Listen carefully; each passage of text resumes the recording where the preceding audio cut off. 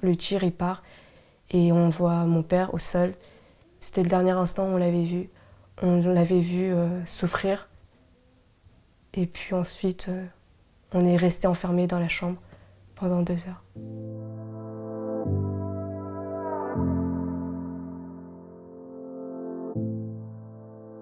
Je suis la fille de M. Liu Xiaoyao qui a été tué le 26 mars 2017 par un policier.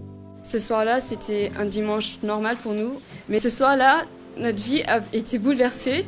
Alors le soir du 26 mars 2017, c'était vers 20h30. Alors j'étais à ce moment-là en train de réviser et puis il y avait des bruits qui tambourinaient à la porte.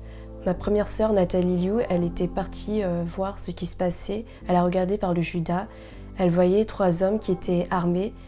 Puis elle a appelé mon père pour venir voir ce qui se passait. Et donc à ce moment-là, mon père et ma sœur étaient devant la porte. Ils étaient terrifiés par le bruit. Et donc à ce moment-là, je sors de ma chambre. Je vais voir ce qui se passe. J'essaye de leur dire d'arrêter de forcer la porte et que ça ne servait à rien. Et c'est là que la porte elle s'ouvre et que le coup il part, le tir il part. Mon père il tombe au sol. On voit des larmes qui coulent de ses yeux et un dernier soupir. Et puis ensuite, il y a les policiers qui entrent. Et puis là, je demande à celui qui a tiré, je lui demande pourquoi est-ce qu'il a tiré, pourquoi est-ce qu'il a tiré. Parce qu'à ce moment-là, le coup, il est parti instantanément et du coup, j'ai pas compris. Et il m'a dit à ce moment-là, parce qu'il avait un couteau, parce qu'il avait un couteau.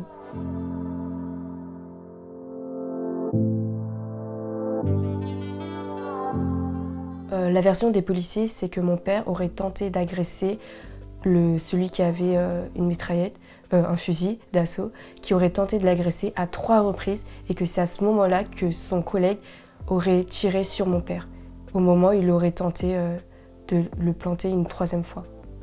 Nous, on n'a jamais vu ça. C'est la raison pour laquelle, justement, on décide de continuer à relayer notre version, nos témoignages, et de continuer à nous battre.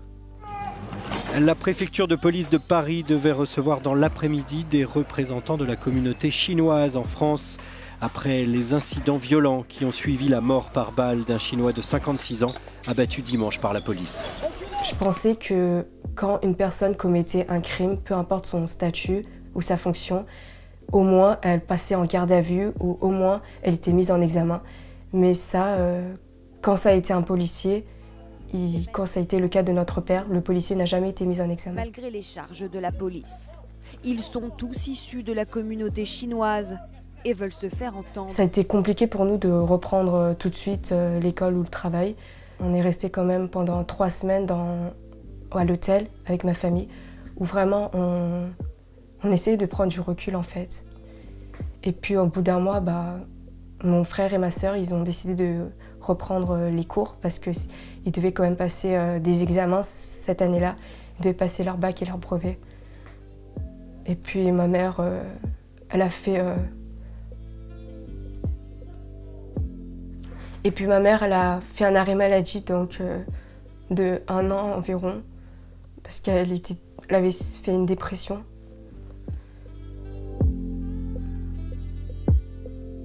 Et puis moi, je me suis pas laissée abattre et puis maintenant, j'ai fini mes études et voilà, je suis diplômée. Et mon père, il voudrait pas que je finisse comme ça et donc d'en finir diplômée, je pense que mon père, il serait très fier de moi et moi aussi, je suis très fière de moi. Mon père, il s'est beaucoup sacrifié pour nous et pour notre famille pour justement qu'on puisse avoir une vie, la vie qu'on mène aujourd'hui.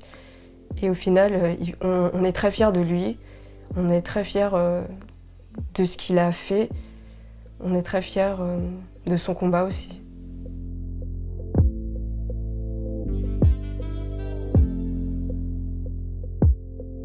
Les 3 juges de l'instruction ont prononcé un non-lieu en faveur de la police.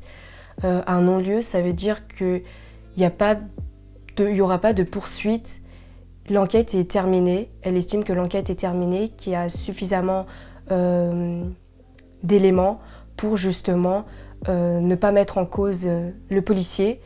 Ça veut dire qu'au final, depuis le début, la juge a estimé que le policier n'avait jamais commis de crime, ni n'avait jamais commis d'homicide involontaire ou volontaire.